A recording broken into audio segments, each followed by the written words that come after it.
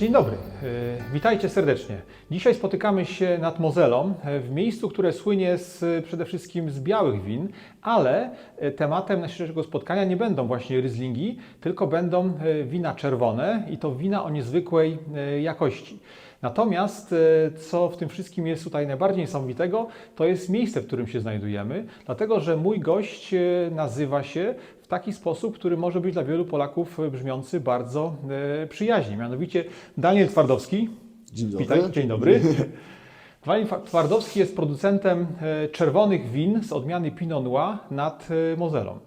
Daniel, your parents came from Poland, but you were born in Germany. Correct, yeah. I was born in Stade near Hamburg, and my parents are from Gdynia and Grudziądz. Yeah. Great. You used to be a trader of rare and expensive wine. How it happens that you start to produce wine? It was one fantastic occasion when I was in Burgundy with some producers having lunch and tasting the wines in the winery of them. And on the way back, a 5.5 hour drive, I had the taste of Burgundy and Chardonnay, Pinot Noir in my palate, and I said, fantastic how this wine keep playing with my head. And I said, I want to do one vineyard for myself as a workout, and had some vision, and it should be Pinot Noir because I like it the most, yeah.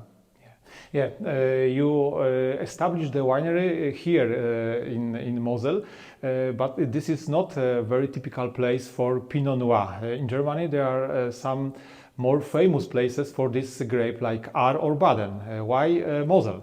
Yeah, there was a nice occasion. When I had the idea of planting wine, I was in Baden-Württemberg, Heilbronn near Stuttgart, and I was focusing on finding a place where to plant my Pinot Noir project, just one for me. And I had a friend that said, on the Mosel, come here, do it here. I help you with the work in the vineyard. You help me with my marketing. And he's a winemaker too.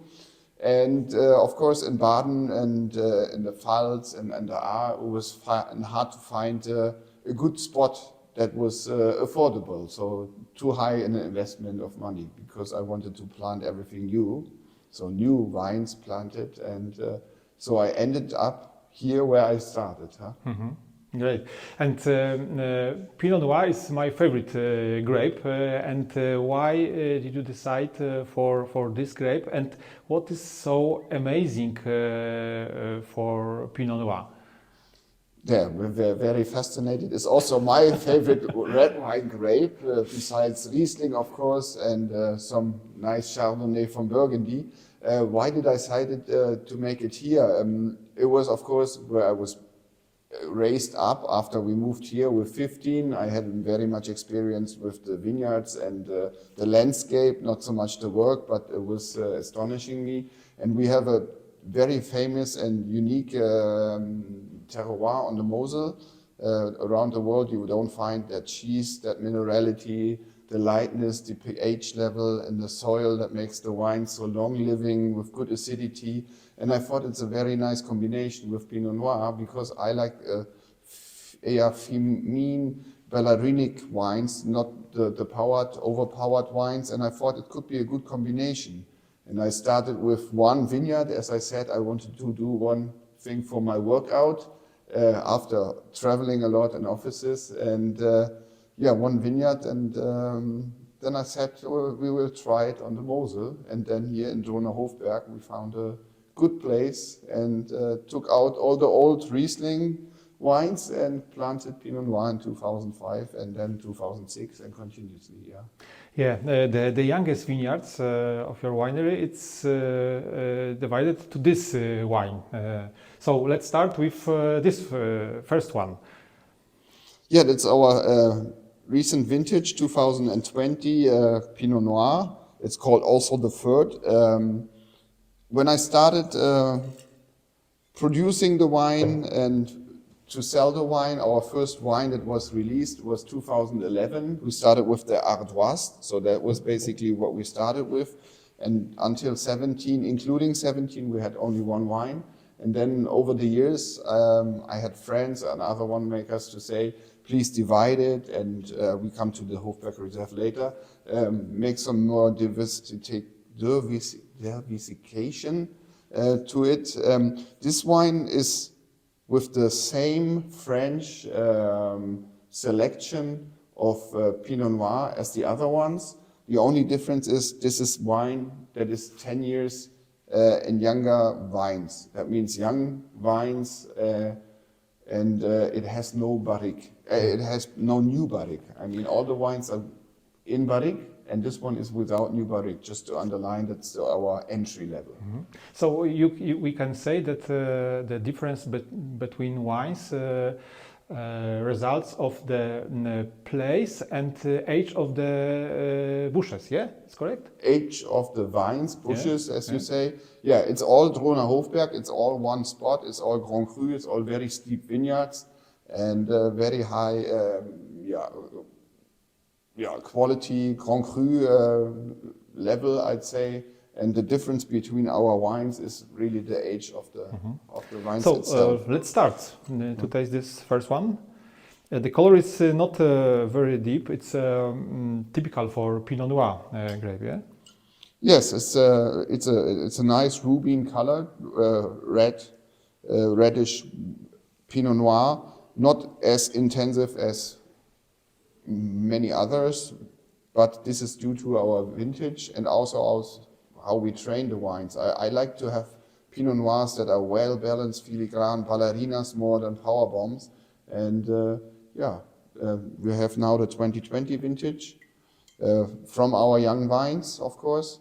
And in the notes we have some cherry, but also earthiness, some fruit. But what's most of us important is the minerality. I mean, even in the taste and in the smell, you can taste and think of the minerality of the Mosel, not too strong, not too overloaded. All our wines are around 12.5% alcohol.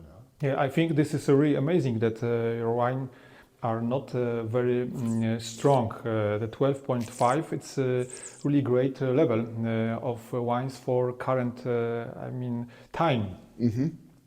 Yeah, really nice. Great. So we empty the glasses, yeah? Please, yeah. You have two more wines. And we continue with our 2020 Ardoise. That was the wine of the first hour. So our first vintage was 2011. That's what was our first release. And I called it Ardoise because of the showing the international or more French word for schiefer or schist, as you call it in English. Yeah. And when we speak about the names, the name of the winery, we can say in Polish Pinot Noix, but actually it's not Pinot Noix, it's Pinot Noir. How did you come to this name? Yeah, very nice. Good question. As I was working in the vineyards, I saw a lot of walnut shells, and they were all cracked. And I was wondering, where did it come from? And then I saw we have walnut on trees on the bottom of the vineyard, and I saw ravens or crows picking up the closed walnuts, fly over the vineyards on the street. They leave the grapes fall from 10 meters and higher, and so they crack and they pick the meat out of the walnuts and the shells remained. And I said, oh, that's nice, that's unique, something different. And I didn't want to call my winery or the wine Daniel Twardowski. Okay, that's the brand, yeah, but not the Drohner Hofberg Spätburgunder Auslese Trocken, as everyone in Polish and internationally understand. It's a bit long and complicated. So I said, what's nut? Walnut is unique. We have it here. What's walnut? In different kind of languages, and then I found in Google translation walnut is noir in French, and it's Pinot Noir, not Pinot Noix. Pinot Noir, as you don't pronounce the last letter, so it's Pinot Noir as Pinot Noir, and I found it very interesting. I think it's a genius idea. Great. Thank you. Dziękuję. So the difference is that now the wines have 15 to 19, almost 20 years of age, so getting into the perfect shape. That's our Ardoise. for this wine, as it ages a little more, or it has more age, the wines, we added some new oak. This wine has 30% of new oak that underlines the wine, but doesn't bury it with too much wood.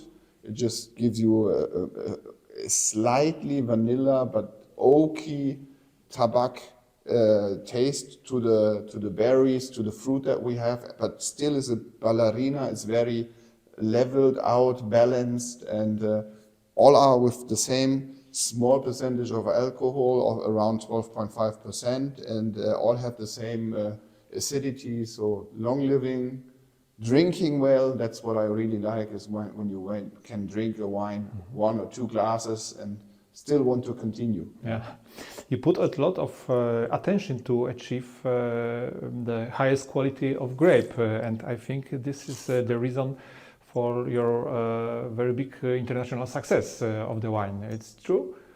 Yeah, I mean, we export 75%, and yeah, I mean, it's like a mosaic. There's many pieces that I use to do the best, to extract the best taste from the wines, from the terroir, from the wine that we actually grow. I use, let's say, the international top producers in the barrique, in the Holzküves, as we have them, all traditional. We have a basket press, so very gentle, very low in yield, but all natural, and yeah, just the best for the wine, I would say. Yeah, you said the barrique, and all your wines are maturate in the oak. But do you use quite often wines from another wineries? They are used barrels. So do you prefer the used barrels than the new? Yeah, as I said, in the young wine there's only used barrels. In the other two wines that we have, there's around 30% new oak, just to underline. They can manage this. They are a little bit older. They have a little bit more intensity and power. And for me, it's very important to show Pinot Noir. Yeah, I want to have the wine in front, not the wood. I mean, you probably know wines that are standing just fruit and wood, and this is for me not the type of wine that I want for my Pinot Noir. So we use 70% usually used barrels, still barrique, 225, 228 liters capacity.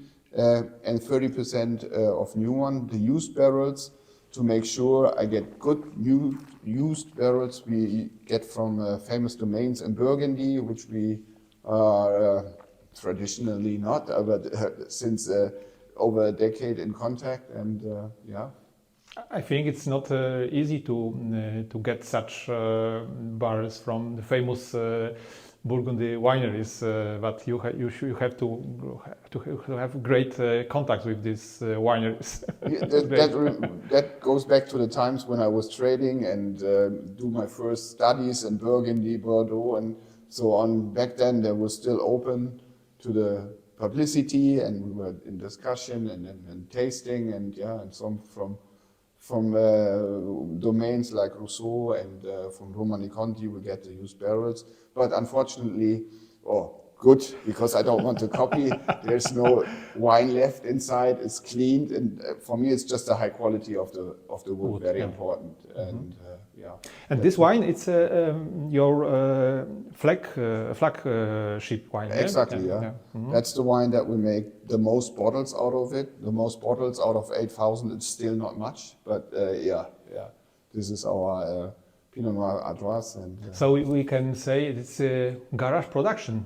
Yes, well, here's a bigger garage. As you see, everything squeezed. We have 3.5 hectares in all Grand Cru size, all in steep vineyards. So a lot of work, and I don't want to do more, because it's just right now with my team that we can be always on time to work this. And 3.5 hectares makes around 8,500 bottles per vintage only. But you have a very special part of the vineyards, and this is really unique, because it was in the past some kind of Riesling grapes, and now we have something different. You change the identity of these vineyards, and the third wine came from this place. Yeah, our Hofberg Reserve is this label where we had the smallest quantity but highest quality of. This is born through an idea. First vintage was 2018. A colleague of mine, Klaus-Peter Keller, a winemaker from Rheinhessen, said, "Oh, you have the best selection of Pinot Noir in the whole Germany, but they are all too young." So we came to the idea to switch some Riesling to Pinot Noir, which is basically you have a rootstock and you cut the head off and put a shoot in there, and next twist it around, glue it, and next year you have a shoot. So you have the old rootstock, but with a new selection of Pinot Noir. And I wanted to actually higher the average age of the wines, and then we fermented them separately in the cuve. So the Hofberg, what we call it, Hofberg Reserve now, was fermented in a separate cuve, which is this, and then also in the barrique. And then later on, when I wanted to put them together, to blend them, as the professionals say, I thought one and one doesn't make two. Putting the Ardoise and Hofberg together didn't really fit, was not harmonized as I think of my of my ideas. And so we had a separate wine, and because it's of the age of 40 to 70-year-old wines, I said we call it Hofberg, and it ages a little longer in the bottle and then in the barrique, and it's a Hofberg Reserve. Yeah. Yeah. So. But it's all Drona Hofberg. All three wines come from the same Grand Cru site. It's just average difference and the wood, and of course the taste, the palate, as you know. Yeah. We're just tasting it. It's a little bit more reductive in the nose. It has a little bit darker than the first one. The wood is completely top integrated, so it doesn't underpower the taste. Very, very good fruit, acidity, minerality. That's what I wanted to, and what we're focusing on. Huh?